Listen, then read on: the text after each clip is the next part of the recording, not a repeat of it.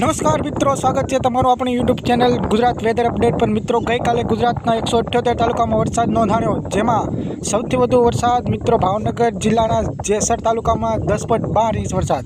આ ઉપરાંત બીજા અન્ય વિસ્તારની વાત કરીએ તો જેસરની બાજુમાં પાલતાણા, સાવરકુંડલા, બગદાણા, તળાજા વગેરેમાં પણ 6 થી વધુ વરસાદ પડી ચૂક્યો છે। કેટલીક જગ્યામાં વધુ વરસાદના કારણે જળબંબાકારની સ્થિતિ સર્જાણી છે, જ્યારે કેટલીક જગ્યાએ કાચા મકાનો પડી જવાના પણ અહેવાલ આવ્યા છે।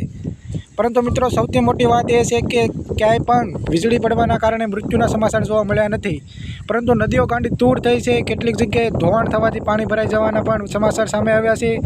વિદ્યાર્થી સહિત એક જગ્યાએ તો બસ ફસાઈ જવાના પણ અહેવાલ આવ્યા છે। હજુ પણ આગામી સમયમાં 48 કલાકની અંદર ગુજરાતમાં અતિભારે વરસાદની આગાહી છે। ભારતીય હવામાન વિભાગે મિત્રો કેટલીક જગ્યાએ રેડ એલર્ટ તો કેટલીક જગ્યાએ ઓરેન્જ એલર્ટ જાહેર કર્યા છે। એટલે કે સિસ્ટમ હજુ ગુજરાતની અંદર સક્રિય છે, જેનાથી ગુજરાતમાં ભારેથી અતિભારે વરસાદની આગાહી છે। ગઈકાલે મિત્રો જોઈએ તો ગુજરાતના ભાવનગર બાજુમાં દરિયા કિનારે અને દક્ષિણ ગુજરાત સહિત અનેક વિસ્તારમાં ચોમાસું બેસી ગયું છે। તમે જોઈ શકો છો મિત્રો, બંગાળની ખાડીમાં સતત ભેજ છે તે આવી રહ્યો છે। આજના વિડીયોમાં આપણે વાત કરવાના છીએ મિત્રો કે આગામી 15 દિવસ સુધીમાં ગુજરાતમાં કેવો વરસાદી માહોલ રહેશે, જેનાથી આગામી 48 કલાકમાં કેટલાક વિસ્તારમાં રેડ એલર્ટ છે, જ્યાં વધારે વરસાદ ખાબકી શકે છે। આથી આ વિડીયોમાં તમે અંત સુધી જોજો અને આપણી યુટ્યુબ ચેનલ ગુજરાત વેધર અપડેટને લાઇક કરવાનું, સબસ્ક્રાઈબ કરવાનું ભૂલશો।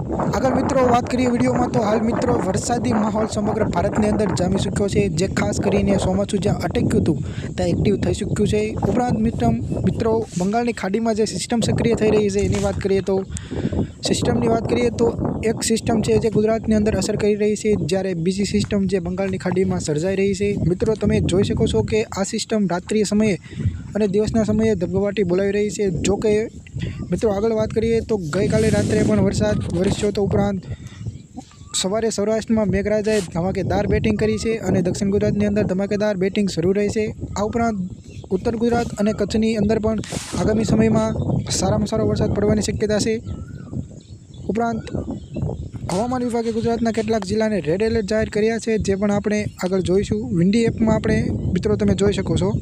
ઉપરાંત આપણે 17/6/2025માં સૌરાષ્ટ્રમાં પડેલ વરસાદનો થોડોક ઓવરવ્યૂ લઈએ તો મિત્રો ભાવનગર જિલ્લામાં જેસર તાલુકામાં સૌથી વધુ વરસાદ 10.12 ઇંચ વરસાદ, પાલતાણામાં 9.72 ઇંચ, સિહોરમાં 9.61 ઇંચ, મહુવામાં 8.56 ઇંચ, સાવરકુંડલામાં 8.27 ઇંચ, રાજુલામાં 7.20 ઇંચ, અમરેલીમાં 5.24 ઇંચ, ગારિયાધારની વાત કરીએ તો 4.80 ઇંચ વરસાદ, ઉમરાળામાં 4.74 ઇંચ, લીલિયામાં 4.72 ઇંચ, તળાજામાં 4.37 ઇંચ, ખાંભામાં 3.86 ઇંચ અને જૂનાગઢની વાત કરીએ તો 3.15 ઇંચ વરસાદ મિત્રો પડી ચૂક્યો છે। ભાવનગરમાં ઓવરવ્યુમાં 2 ઇંચ તો વરસાદ ખાબકી ચૂક્યો છે।